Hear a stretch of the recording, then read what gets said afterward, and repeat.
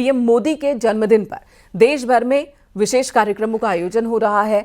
दिल्ली की बात की जाए तो यहाँ वृद्धाश्रम में विशेष सेवा की गई। वाराणसी में हवन पूजन और जलाभिषेक किया गया। पीएम मोदी के स्वस्थ जीवन की कामना की गई। वहीं प्रयागराज में आश्रमों और गुरुकुलों में अनुष्ठान किए गए। श्री वेंकपुर धाम में पीएम मोदी के जन्मदिन पर हवन अनुष्ठान का आयोजन किया गया। वहीं सोनभद्र की तस्वीर भी हम आपको दिखा रहे हैं, जहां पर प्रतिभा सम्मान समारोह और नमो मैराथन का आयोजन किया गया। लखनऊ में कौशल महोत्सव का आयोजन किया जा रहा है, तो वाराणसी में बीएचयू से लड़की ने पीएम मोदी पर पीएचडी कर उन्हें जन्मदिन का तोहफा दिया है। वहीं गुजरात में पीएम मोदी की उपलब्धियों पर शानदार पेंटिंग तैयार की गई। अमित शाह और जेपी नड्डा ने भी सोशल मीडिया पर पीएम मोदी के साथ अपने अनुभव साझा किए। इसी पर आपको एक रिपोर्ट दिखाते हैं।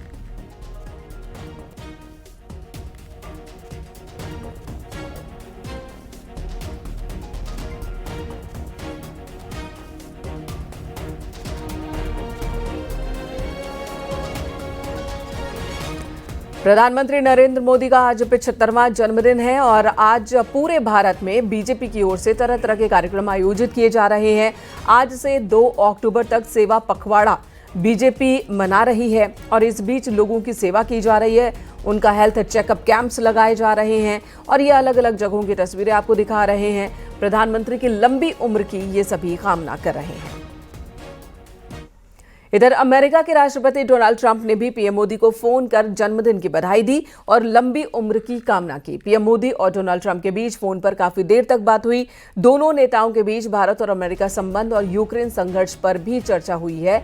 इसे दोनों देशों के बीच हालिया व्यापारिक तनाव को पिघलाने की पहल भी माना जा रहा है।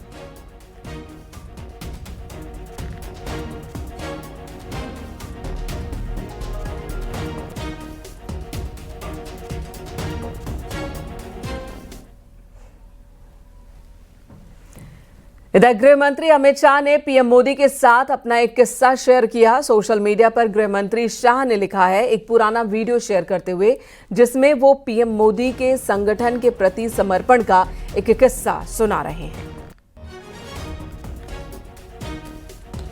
एक बार मैं उनके साथ अहमदाबाद से राजकोट जाता था, तो 8:30 हो गए। मोदी जी आमतौर पर कार्यकर्ता के घर पर उस वक्त भोजन करते थे, मगर अचानक ही एक हमारे कार्यकर्ता का ढाबा है सूर्य नगर में, वहाँ पर गाड़ी रोका और जाकर खाने बैठे। मैं मनोमन बोला चलो भाई अच्छा हो गया, इनको भूख भी लगी तो हमें भी आज खाना मिल जाएगा। मैंने देखा उन्होंने कुछ फल और वेफर जैसा कुछ खाया थोड़ा, और मैंने पेट भरकर खा लिया। फिर रात को मैंने सोचा कि इन्होंने तो खाया ही नहीं, तो गाड़ी किसके लिए खड़ा रहा? गाड़ी साथी कार्यकर्ता के लिए खड़ा रहा। इस प्रकार से कई सारे कार्यकर्ताओं के जीवन में बोले बगैर ढेर सारी चीजों को उन्होंने सिखाया है, कई सारी चीजों को, जो कार्यकर्ता का फिर काम करने का स्वभाव बन जाता है।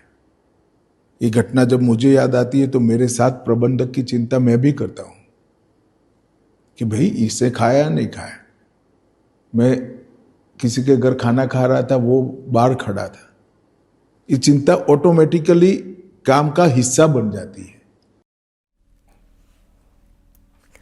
इधर बीजेपी अध्यक्ष जेपी नड्डा ने भी पीएम मोदी से जुड़ा एक वाकया शेयर किया। जेपी नड्डा ने हिमाचल प्रदेश विधानसभा में खुद के नेता प्रतिपक्ष होने के दौरान का एक वाकया शेयर किया है। उस वक्त पीएम मोदी हिमाचल प्रदेश बीजेपी के प्रभारी थे।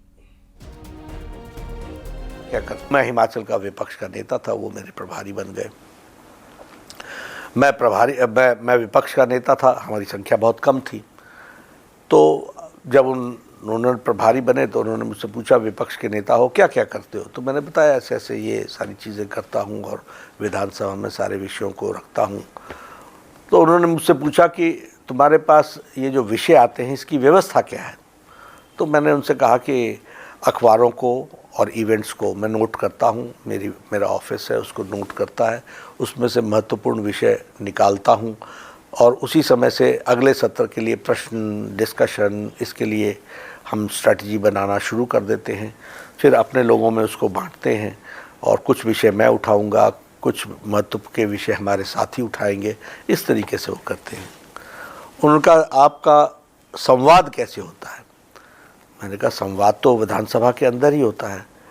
तो कहा इससे काम नहीं चलेगा, आप एक काम करो, आप विपक्ष के नेता हैं, आप पूरे प्रदेश में सूचना दे करके पब्लिकली कि विपक्ष का नेता इतने बजे इस सर्किट हाउस में दिन भर लोगों की ग्रीवेंसेस को सुनेगा, और 2 दिन लगाओ, रात्रि रुको, कार्यकर्ताओं से मिलो, सबसे बातचीत करो। मैंने कहा ठीक है जी। तो ध्यान में आया कि कितने कितने इश्यूज सामने आए, किसानों के इश्यूज आए, सर्विस करने वालों के इश्यूज आए, सिक्योरिटी का इशू आया, यूथ का इशू आया, बहुत से इश्यूज हमारे पास इकट्ठे हो गए। दूसरी बात, हमारी क्वालिटी ऑफ डिबेट, उन्होंने मुझसे पूछा भी कि वो तो ठीक है, तुमको कैसा तजुर्बा मिला? मैंने कहा बहुत तजुर्बा मिला, एक बहुत बड़ी ताकत मिली, फर्स्ट हैंड इन्फॉर्मेशन मिली, अखबार से पढ़ी हुई इन्फॉर्मेशन और व्यक्ति से पढ़ी जानी हुई इन्फॉर्मेशन में ज़मीन आसमान का अंतर होता है। रेगुलर कांटेक्ट पॉइंट बन गया, उनको हम कुछ भी बोलना हो तो हमको। तो मैंने देखा कि उसके बाद 1 साल के अंदर विपक्ष के नेतृत्व का और भारतीय जनता पार्टी के रेलेवेंस बहुत तीव्र गति से बढ़ा। भोजपुरी फिल्म स्टार दिनेश लाल यादव निरहुआ ने भी अपने स्टाइल में प्रधानमंत्री मोदी को बर्थडे विश किया। नरेंद्र मोदी को आप किस तरीके से देखते हैं? देश के प्रधानमंत्री हैं, 1 लाइन। मुझे लगता है कि वो सदी के महानायक हैं और कभी कभी धरती पे इस तरह के महापुरुष पैदा होते हैं।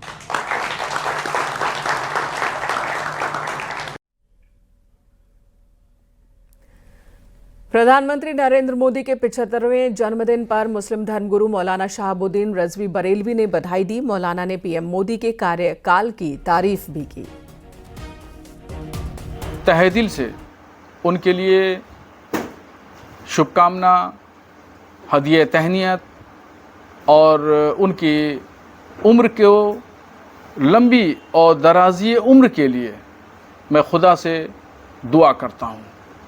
अल्लाह उनसे भारत के तमाम शहरियों और यहाँ के रहने वाले एक एक फ़र्द के विकास, तरक्की, डेवलपमेंट के लिए काम ले, और वो ज़्यादा से ज़्यादा यहाँ के जितने भी मज़हब के मानने वाले लोग हैं सबको जोड़ के रखें, ताकि भारत का नाम और उसकी आन बान शान बैनुल अक़वामी स्तर पर बुलंद हो और हमारा तिरंगा झंडा दुनिया की ऊंचाइयों बुलंदियों तक लहराता रहे।